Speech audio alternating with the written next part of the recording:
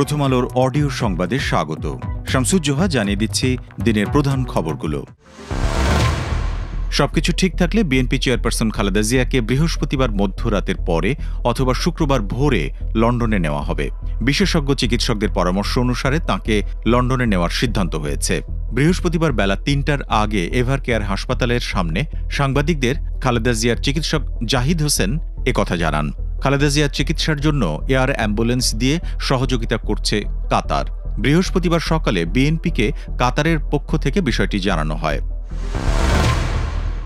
বৃহস্পতিবার বেলা ৩টার আগে এভার কেয়ার হাসপাতালে সাংবাদিকদের খালেদা জিয়ার চিকিৎসক জাহিদ হোসেন জানান, বিশেষজ্ঞ চিকিৎসকদের পরামর্শ অনুসারে খালেদা জিয়াকে লন্ডন নেওয়ার সিদ্ধান্ত নেওয়া হয়েছে। এদিকে বিএনপির দায়িত্বশীল একটি সূত্র জানিয়েছে, খালেদা জিয়ার সঙ্গে যাবেন ১৪ জন। খালেদা জিয়ার সঙ্গে যে ১৪ জন যাচ্ছেন তাঁরা হলেন খালেদা জিয়ার পুত্রবধূ সৈয়দ শামিলা রহমান, চিকিৎসক আবু জাফর মোহাম্মদ জাহিদ হোসেন, বিএনপি চেয়ারপারসনের উপদেষ্টা মোহাম্মদ এনামুল হক চৌধুরী, চিকিৎসক ফখরুদ্দিন আহমদ সিদ্দিকী, চিকিৎসক মোহাম্মদ শাহাবুদ্দিন তালুকদার, চিকিৎসক নুরুদ্দিন আহমেদ, চিকিৎসক মোহাম্মদ জাফর ইকবাল, চিকিৎসক মোহাম্মদ আল মামুন। এছাড়াও স্পেশাল সিকিউরিটি ফোর্স এসএসএফের হাসান শাহরিয়ার ইকবাল, সৈয়দ শামিন মাহফুজ, ভারপ্রাপ্ত চেয়ারম্যানের সহকারী মোহাম্মদ আব্দুল হাই মল্লিক, সহকারী ব্যক্তিগত সচিব মোহাম্মদ মাসুদুর রহমান, এছাড়াও ২ গৃহকর্মী ফাতেমা বেগম ও রূপা শিকদার। উন্নত চিকিৎসার জন্য এর আগে জানুয়ারি মাসে লন্ডনে গিয়েছিলেন খালেদা জিয়া। সেখানে প্রথমে হাসপাতালে, পরে ছেলে তারেক রহমানের বাসায় থেকে তিনি চিকিৎসা নেন। প্রায় ৪ মাস পর গত ৬ মে তিনি দেশে ফেরেন। এরপর গত ২৩ নভেম্বর রাতে শ্বাসকষ্ট দেখা দিলে খালেদা জিয়াকে এভার কেয়ার হাসপাতালে নেওয়া হয়। পরীক্ষায় ফুসফুসের সংক্রমণ ধরা পড়ায় তাঁকে ভর্তি করা হয়। গত রোববার ভোরের দিকে তার শারীরিক অবস্থার অবনতি হলে সিসিইউতে নেওয়া হয়।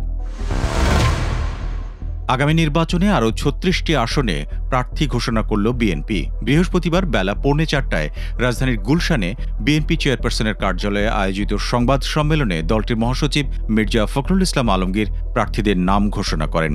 এ সময় আরও উপস্থিত ছিলেন বিএনপির স্থায়ী কমিটির সদস্য নজরুল ইসলাম খান।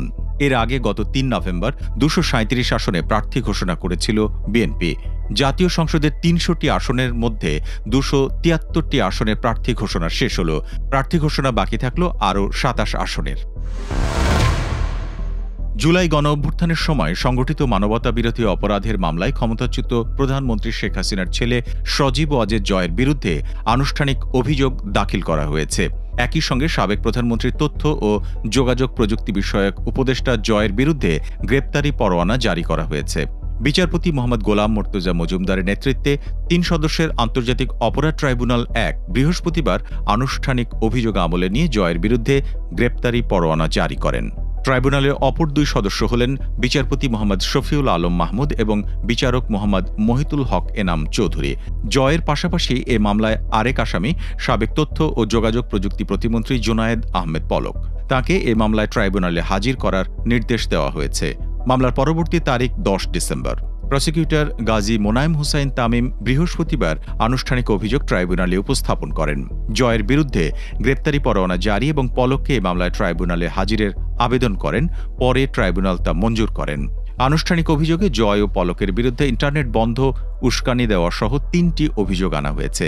এর আগে বুধবার প্রসিকিউশন জানিয়েছিল জয় ও পলকের বিরুদ্ধে তদন্ত প্রতিবেদন হাতে পেয়েছেন তারা। এই ছিল এখনকার মতো। প্রথম আলোর অডিও সংবাদ শুনুন আমাদের ইউটিউব চ্যানেল, ফেসবুক পেজ এবং prothomalo.com-এ।